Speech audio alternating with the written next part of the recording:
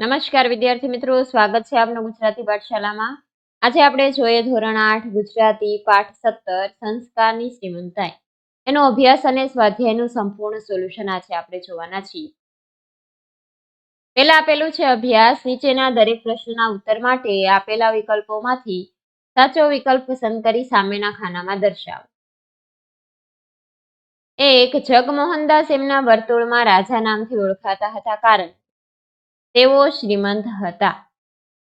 2. જગમોહનદાસ બંગલો વેચી લાકડાના મકાનમાં રહેવા ગયા કારણ કે સટ્ટામાં ફટકો પડતા નુકસાન થયું હતું. 3. ભગવાને સંપત્તિ લઈ લીધી ત્યારે પાર્વતીબહેન શું માને છે? ભગવાનની આશીષ.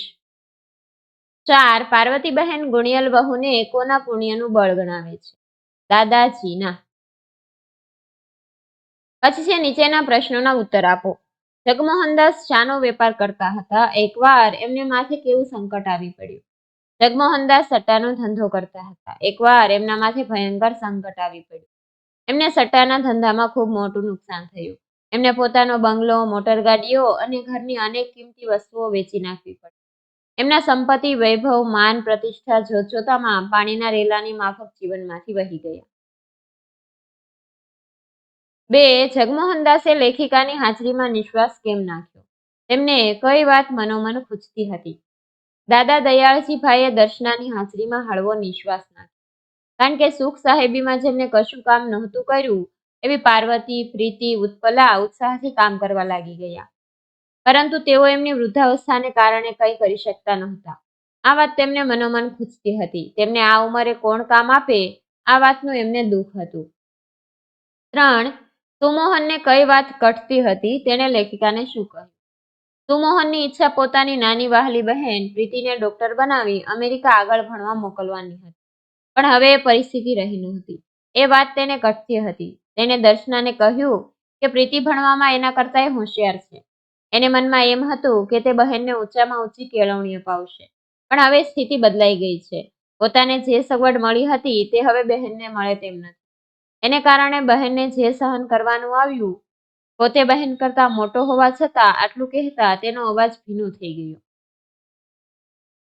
4. ઉત્પલા ભાભી સુખની શી વ્યાખ્યા આપે છે? આ પરિસ્થિતિને ઉત્પલા ભાભીએ હસ્તેમુખે સ્વીકારી લીધી છે. બંગલા, મોટરગાડી, પાર્ટી, ક્લબ અને મિજલસમાં જે સુખ મળે છે એના કરતા તેને ઘરકામ કરવામાં અને રાત્રે પતિ સાથે બે ઘડી વાતો કરવામાં વધુ આનંદ મળે. તેને ઘરકામ કરવાની ફાવટ નથી, પણ એનો તેને અફસોસ નથી. તે આશાવાદી છે. તેને ખાતરી છે કે થોડા સમયમાં કામની ફાવટ આવી જશે. ત્યાર પછી તે કોઈ નોકરી શોધી લેશે અને ઘર ખર્ચના બોજને હલકો કરવામાં મદદરૂપ. 5. પોતાને મળેલી ગુણિયલ વહુને પાર્વતીબહેન કોના પુણ્યનું બળ ગણાવે છે?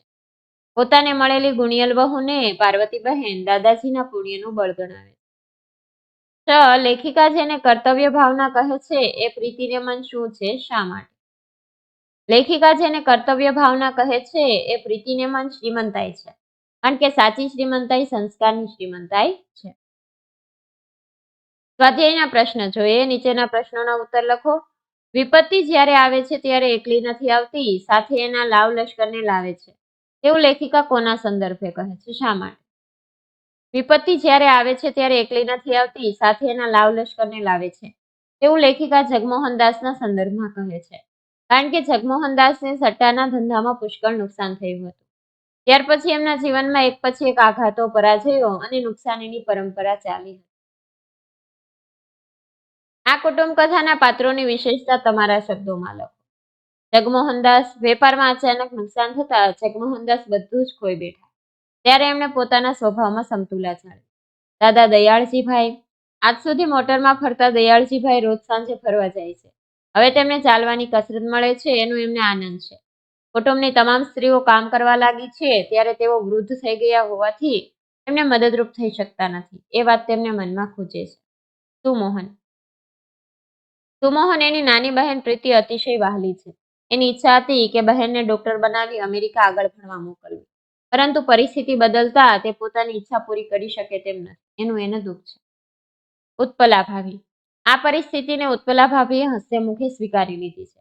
બંગલા, મોટરગાડી, પાર્ટી, ક્લબ અને મિજલસમાં જે સુખ મળે છે એના કરતા તેને ઘરકામ કરવામાં અને રાત્રે પતિ સાથે બે ઘડી વાતો કરવામાં વધુ આનંદ મળે. તેને ઘરકામ કરવાની ફાવટ નથી, પણ તેને તેનો અફસોસ નથી. તે આશાવાદી છે. તેને ખાતરી છે કે થોડા સમયમાં કામની ફાવટ આવી જશે. ત્યાર પછી તે કોઈ નોકરી શોધી લેશે અને ઘર ખર્ચના બોજને હલકો કરવામાં મદદરૂપ. પાર્વતીબહેન. જગમોહનદાસના પત્ની પાર્વતીબહેન પોતાને ભાગ્યશાળી માને છે.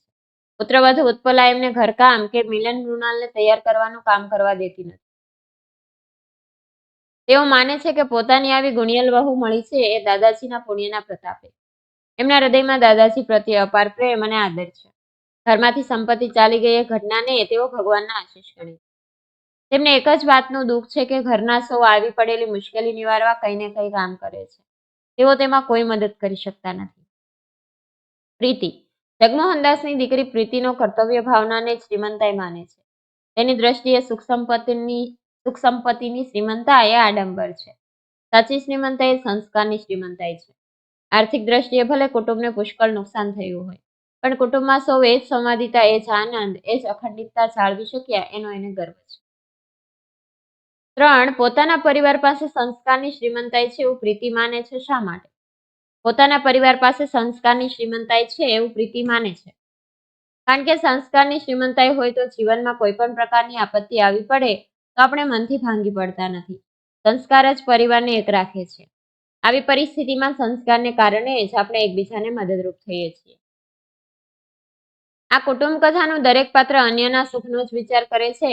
તમે આવી કોઈ ઘટના કે પ્રસંગના સાક્ષી બન્યા હો તે વિશે તમારા શબ્દોમાં લખો. આ કુટુંબ કથાનું દરેક પાત્ર અન્યના સુખનો જ વિચાર કરે છે. આવી એક ઘટના મેં મારી માસીના પરિવારમાં બનેલી જોઈ છે. એ પરિવારમાં એક વ્યક્તિની ભૂલને કારણે પરિવારના સુખ સંપત્તિ છીનવાઈ ગયા. તેઓ બેઘર થઈ ગયા. એ વખતે સગા સંબંધીઓએ એમનામાંથી મોં ફેરવી લીધું. આવી પરિસ્થિતિમાં એકબીજા પર દોષારોપણ કરવાને બદલે જે થઈ ગયું તે થઈ ગયું, પણ હવે શું કરવું એનો વિચાર સૌ કરતા થયા. પરિવારની દરેક વ્યક્તિ એકબીજાનો ટેકો બની ભાડાના ઘરમાં રહેવા લાગ્યા અને દરેક જણે પોતાની રીતે કમાઈને ઘર ચલાવ્યું. પાઠને આધારે નીચેના વિધાનો સમજાવો. મોટર નથી એટલે હવે ચાલવાની કસરત મળે છે તે ઉલટું સારું રહે છે. જગમોહનદાસના આ વિધાનને સ્પષ્ટ કરો. મોટર નથી એટલે હવે ચાલવાની કસરત મળે છે તે ઉલટું સારું રહે છે. દયાળજીભાઈના વિધાનમાંથી તેમના હકારાત્મક અભિગમનો પરિચય થાય છે. આવો હકારાત્મક અભિગમ હોય તો જ માણસ આવી પડેલી વિકટ પરિસ્થિતિમાં ભાંગી પડતો નથી. એ દુઃખી કે નિરાશ થતો નથી. જેવું જીવન મળ્યું એને તે આનંદથી પસાર કરે છે. 2. ભગવાને સંપત્તિ લઈ લઈને તો ઉલટાની વધુ મોટી આશીષ આપી છે.